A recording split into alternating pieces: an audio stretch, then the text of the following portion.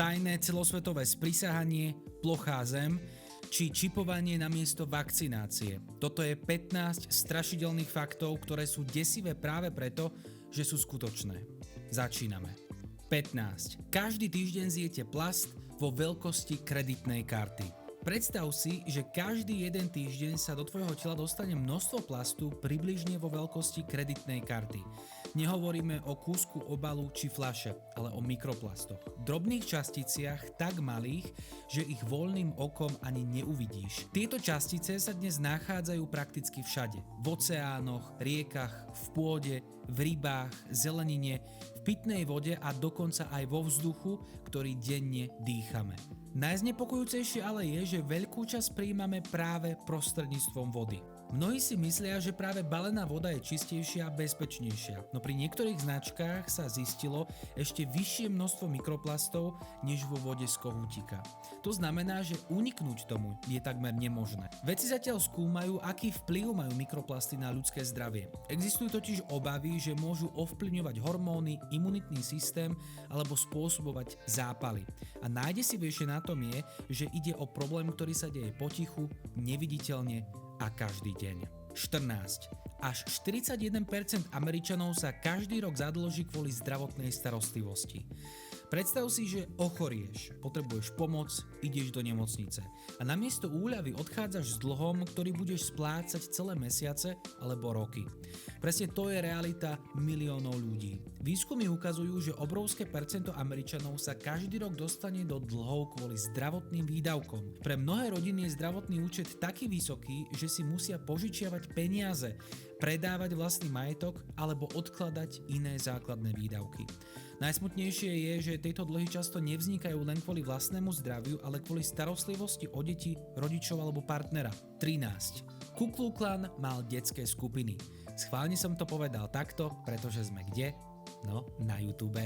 Niektoré zlá nekončia pri jednej generácii. A toto je jeden z najtemnejších príkladov. Rasistická organizácia Ku Klux Klan sa v minulosti nesústredila len na dospelých. Vytvárala aj špeciálne skupiny pre tínedžerov, deti a dokonca malé bábätká. Ich cieľ bol jednoduchý a zároveň veľmi desivý. Naučiť nenávisť čo najskôr. Mladým ľuďom vštepovali predsudky, rasizmus a ideológiu strachu ešte predtým, než si dokázali vytvoriť vlastný názor na svet. Predstav si dieťa, ktoré sa narodí bez nenávisti, bez predsudkov, bez zloby. A potom ho dospelí jednoducho systematicky učia opaku. To je možno ešte desivejšie, než samotná existencia takejto organizácie. Tento fakt nám ale pripomína, že nenávisť nie je vrodená. Nenávisť sa učí. 12. Ľudské uhryznutie je veľmi nebezpečné. Keď sa povie uhryznutie, väčšina ľudí si predstaví psa, hada alebo žraloka. Len málo kto si však uvedomí, že veľmi nebezpečné môže byť aj uhryznutie človekom. Ľudské ústa obsahujú totižto obrovské množstvo baktérií. Keď dôjde k poraneniu kože, tieto baktérie sa môžu dostať hlboko do rany a spôsobiť vážnu infekciu. Najrizikovejšie sú uhryznutia na rukách, tvári, krku alebo v blízkosti kĺbov. Problém je, že rana nemusí na prvý pohľad vyzerať strašne alebo vážne. Malý zubný otlačok sa môže o pár hodín zmeniť na opuch, silnú bolesť alebo zápal, ktorý vyžaduje antibiotika či chirurgické ošetrenie. 11. Vaša káva môže obsahovať hmyz. Ranná káva je pre mnohých posvätný rituál. Vôňa, chuť, prvý dúšok a pocit, že deň sa môže konečne začať. No, je tu detail, o ktorom sa ale veľa nehovorí. Pri spracovaní kávy sa nevždy podarí dokonale oddeliť všetky poškodené zrná alebo drobný hmyz, ktorý sa k ním dostane počas pestovania a skladovania. Preto normy v niektorých krajinách povolujú malé množstvo hmyzích častí v potravinách vrátane kávy. Znie to nechutne, ale v realite ide o mikroskopické množstvá, ktoré si nevšimneš. Napriek tomu je predstava, že v obľúbenom nápoji môže byť niečo navyše dosť nepríjemná. Najdesivejšie na tom je ale možno to, že podobné veci sa dejú pri množstve ďalších potravín a väčšina ľudí o tom vôbec netuší. 10. Facebook môže mať o vás údaje aj bez vášho účtu. Mnohí ľudia si myslia, že ak si nikdy nevytvoria účet na sociálnej sieti, ich súkromie zostane nedotknuté. Realita je však trošku zložitejšia. Spoločnosti ako Facebook dokážu získavať informácie rôznymi spôsobmi. Napríklad cez kontakty ľudí, ktorí aplikáciu používajú, cez označenia na fotografiách alebo cez webové stránky, ktoré majú integrované sledovacie nástroje. To znamená, že aj keď sa vedome rozhodneš platformu nepoužívať, stále o tebe môže existovať určitý digitálny profil, záujmy, navštívené stránky či sociálne prepojenia. Desivé nie je len množstvo dát, ale fakt, že veľa ľudí netuší, koľko stôp po sebe zanecháva v online svete bez jediného kliknutia na registrovať sa. 9. Klimatická zmena vytvára väčšie pavúky. Keď sa hovorí o klimatickej zmene, väčšina ľudí si predstaví horúčavy, suchá, požiare alebo topenie ľadovcov. Ale príroda reaguje aj oveľa zvláštnejšími spôsobmi. Vedci v Arktíde totižto zistili, že teplejšie podmienky umožňujú niektorým druhom pavúkov dorastať do väčších rozmerov.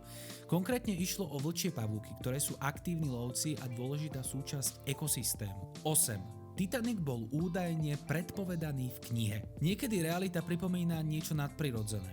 V roku 1898 vyšla kniha o obrovskej luxusnej lodi menom Titan. Autor ju opísal ako najväčšiu loď svojej doby, považovanú za prakticky nepotopiteľnú. V príbehu Titan narazí v apríli do ľadovca v Severnom Atlantiku a potopí sa. Dôvod, prečo zomrie toľko ľudí, je nedostatok záchranných člnov. O 14 rokov neskôr sa stalo niečo veľmi podobné, tentokrát už v skutočnom svete. Titanic, skutočná loď, podobne označovaná za technický zázrak, narazila do ľadovca v apríli v Severnom Atlantiku a potopila sa za veľmi podobných okolností. Autor tvrdil, že nešlo o žiadne proroctvo, len dobre poznal námornú dopravu, no podrobnosti sú dodnes mimoriadne mrazivé. 7. Jadrové kódy sa viackrát stratili.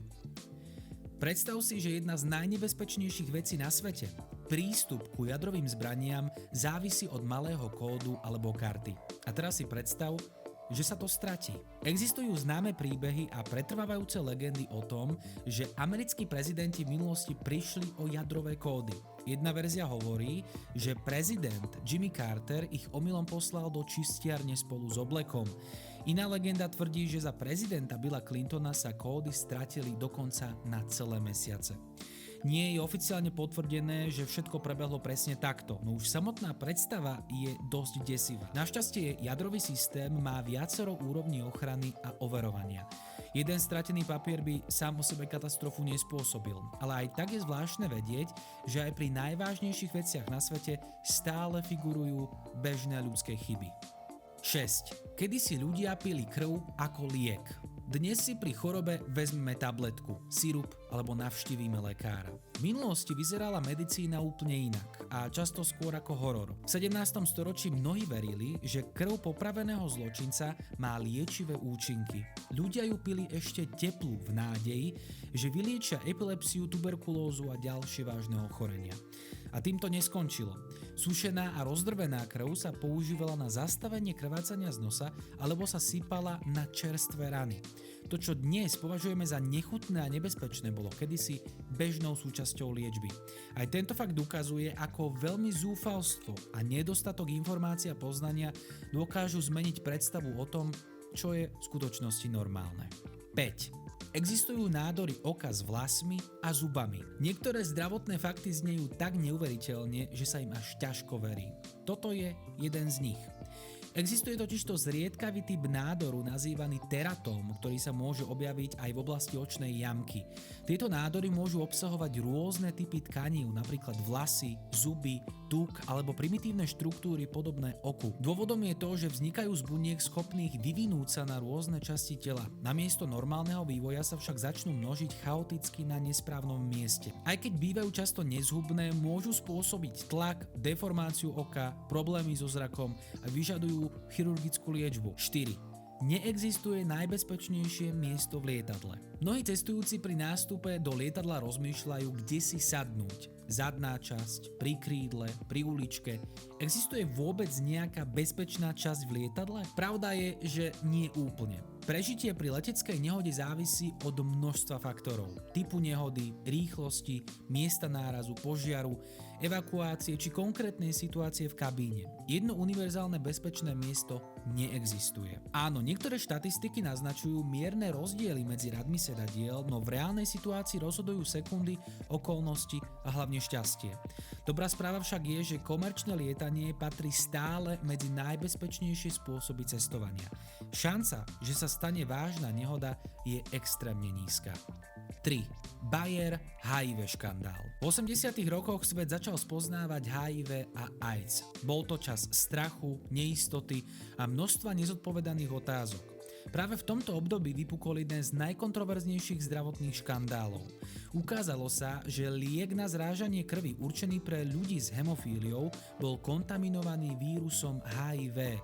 To znamenalo, že pacienti, ktorí potrebovali liečbu na prežitie, mohli byť zároveň vystavení smrteľnej nákaze. Najväčšie pobúrenie vyvolalo to, že po stiahnutí produktu z niektorých trhov sa mal kontaminovaný produkt ešte predávať v rozvojových krajinách. Následky boli tragické. Mnohí ľudia sa nakazili bez toho, aby tušili, že nebezpečenstvo prichádza z liečby, ktorej dôverovali. 2. Londýnske klietky pre bábätká. Predstav si, že bývaš v malom byte bez balkóna, bez záhrady a bez možnosti ísť von tak často, ako by si chcel. Presne tak žili mnohé rodiny v Londýne v 30. rokoch. Lekári vtedy zdôrazňovali, že čerstvý vzduch je pre deti veľmi dôležitý. A tak vzniklo riešenie, ktoré dnes pôsobí šokujúco. A to kovové klietky upevnené zvonka na oknách bytov. Do týchto konštrukcií rodičia ukladali bábätká, aby mali slnko a čerstvý vzduch, aj keď bývali vysoko nad ulicou. Dnes to vyzerá ako nočná mora, no vtedy to mnohí považovali za celkom praktický nápad. 1. Je šanca 1 k 3, že vraha nikdy nechytia. Na záver špecialitka. Toto je jeden z najkontroverznejších a zároveň najdesivejších faktov zo všetkých, pretože sa netýka prírody ani histórie, ale dnešného súčasného sveta. V Spojených štátoch existuje približne tretinová šanca, že vražda zostane nevyriešená. To znamená, že páchateľ nikdy nebude oficiálne identifikovaný alebo potrestaný. Za poklesom objasnenosti prípadov stojí viacero dôvodov. Nedostatok policajných kapacít, rastúce násilie, komplikovanejšie vyšetrovania či neochota svedkov spolupracovať. Toto bolo 15 strašidelných faktov, ktoré sú desivé práve preto, že sú skutočné. Ktorý ťa zaujal najviac? Napíš dole do komentárov. Ak chceš vidieť ďalšie podobné videá s podobnou tematikou, nezabudni hodiť odber. Teším sa na budúce.